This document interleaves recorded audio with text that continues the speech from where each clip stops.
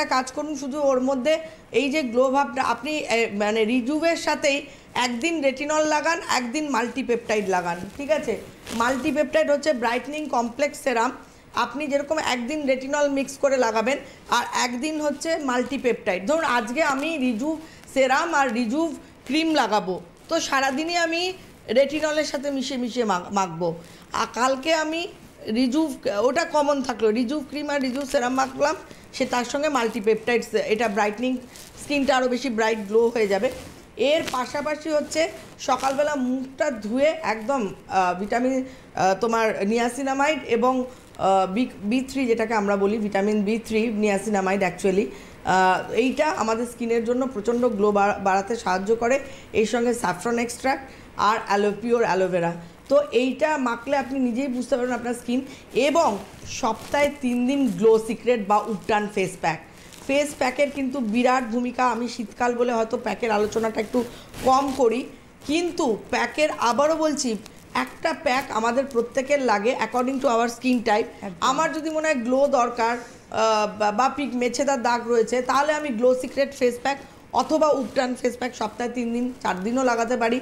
আমার যদি ব্রণর দাগ থাকে, তাহলে আমি কি ফেস প্যাক লাগাবো?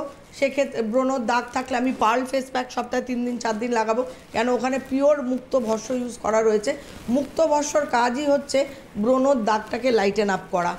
এবার যদি আমি গোল্ড রেঞ্জ ইউজ করছি রিজুভিনেশনের জন্য, আমি কি প্যাক ইউজ করব? গোল্ড ফেস প্যাক ইউজ করব। উইকে 3 ডেজ যারা চাকরি করেন তাদের বলবো রোজই ইউজ করার জন্য।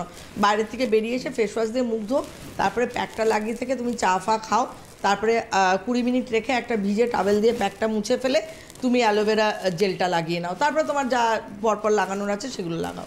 তো এই হচ্ছে একটা রেজিম, একটা সুন্দর না রেজিম। এবার যাদের মুখে ধরো অয়েলি স্কিন, এই গরম পড়বে, যাদের অয়েলি স্কিন বাড়তে শুরু করে দেবে, র্যাশ বাড়তে শুরু করে দেবে, পিম্পলস হতে শুরু করবে, অয়েল সিক্রেশনটা ক্লগ হয়ে যাবে পোর্সের মুখটা, তাদের জন্য হচ্ছে আইডিয়াল ফেস প্যাক হচ্ছে হালদি নিম। মানে প্রত্যেকটার জন্য কিন্তু অরিশের আলাদা আলাদা প্যাক। এবং প্যাকটা বললাম হালদি নিম প্যাকটাতে যে বেসটা করা হয় সৌরাষ্ট্র মৃত্তিকা মানে মুলতানি মাটি, এবং এই মুলতানি মাটিটা একটু ডিফারেন্ট। মানে এমনি যে বাজার চলতি যে মুলতানি মাটি পাওয়া যায় সেই মুলতানি মাটি কিন্তু আমরা প্যাকে ইউজ করি না। এটা একটা গ্রেডেশন হয় যেখানে একটু মানে স্কিনের টেক্সচারটাকে পুরো চেঞ্জ করে দেওয়া হয়। মানে ওই বাজারে পাওয়া যায় না মুলতানি মাটি, একদম ডেঞ্জারাস। আমি একবার সে অনেক আগে মুখ পুড়ে